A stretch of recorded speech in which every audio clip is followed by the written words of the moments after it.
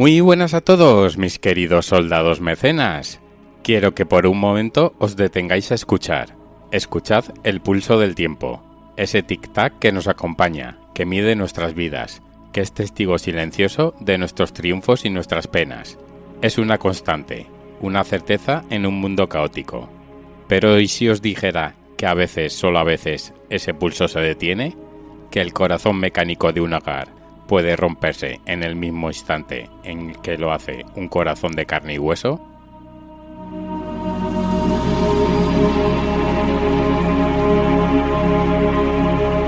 A continuación, nos embarcamos en un viaje hacia el corazón de uno de los misterios más persistentes y escalofriantes del folclore moderno y antiguo, el enigma de los relojes malditos, esos objetos que, desafiando toda lógica, se detienen justo en el momento de la muerte.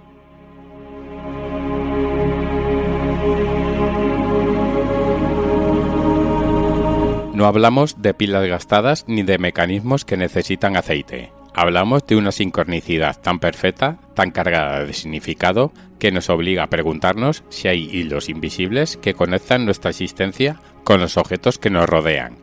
A lo largo de los próximos minutos desenterraremos historias de reyes y plebeyos, de catástrofes y tragedias personales. Exploraremos las antiguas supersticiones y las más modernas teorías paranormales. Y finalmente pondremos a prueba el misterio bajo la fría y dura luz de la ciencia.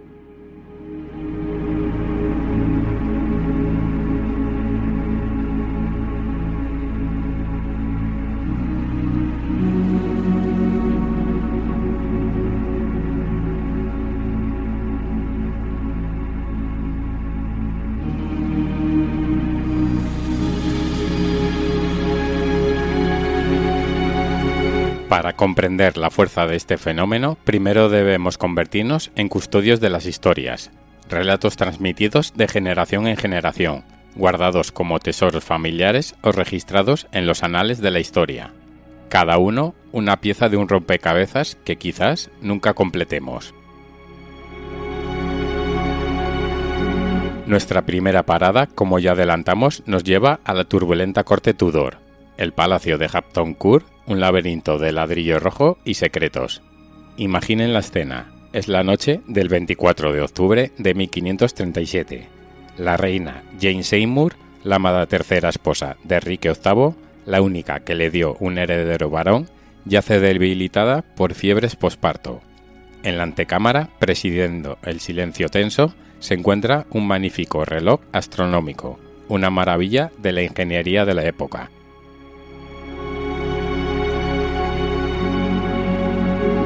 Durante días, su tic-tac ha sido un metrónomo para la ansiedad de la corte. Y entonces, a las 2 de la madrugada, cuando las campanas de la capilla debían de sonar, un silencio antinatural se apoderó de la estancia.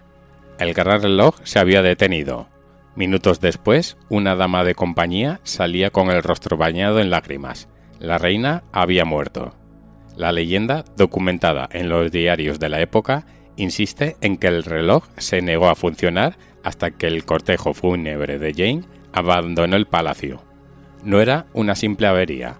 Para los supersticiosos cortesanos, era el palacio mismo el que guardaba luto.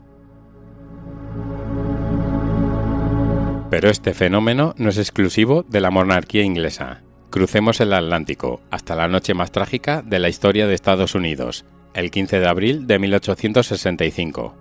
En un modesto dormitorio de Petersen House, justo enfrente del Teatro Ford, el presidente Abraham Lincoln yace moribundo. La bala de John Wilkes Booth ha hecho su trabajo. En la habitación y en toda la nación, el tiempo parece suspendido. Cuentan múltiples fuentes que en la propia Casa Blanca y en las casas de varios miembros de su gabinete, relojes de péndulo que habían funcionado fielmente durante años se detuvieron en seco a las 7:22 de la mañana, el momento preciso en el que el secretario de Guerra, Edwin Stanton, pronunció las famosas palabras «Ahora pertenece a la eternidad». ¿Pura coincidencia magnificada por el dolor de una nación? ¿O un eco físico de un evento que rasgó el tejido de la historia? Pero el verdadero poder de estas historias reside en su universalidad. No necesita ser un rey o un presidente para que el tiempo llore su partida. Ahora vamos a contar historias de personas como vosotros y como yo. La siguiente historia la envía Marta desde Córdoba, Argentina. Mi abuelo Luis era relojero. Su vida era una sinfonía de tic-tacs. Su posesión más preciada era un reloj de bolsillo de plata que su propio padre le había regalado. Nunca se separaba de él. Cuando enfermó de cáncer, ya muy mayor, pasó sus últimos días en casa. Una noche, mientras yo le velaba, me di cuenta de que el silencio en la habitación era diferente. El tic-tac del reloj de mesilla de noche, el de mi abuelo, se había detenido. Lo cogí pensando que se le había acabado la cuerda, pero estaba a tope. Miré la hora, las 4:11 de la madrugada. En ese momento, la enfermera entró para decirme que mi abuelo acababa de irse en paz. Cuando llevé el reloj a reparar, el relojero, un viejo amigo de mi abuelo, me dijo algo que nunca olvidaré. Este reloj no está roto, chica. Simplemente no quiere seguir sin él. A día de hoy, sigue parado en las 4:11.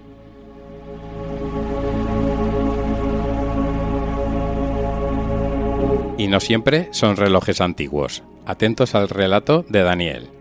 Mi hermana pequeña Sara falleció en un accidente de tráfico hace 12 años. Tenía 17 años.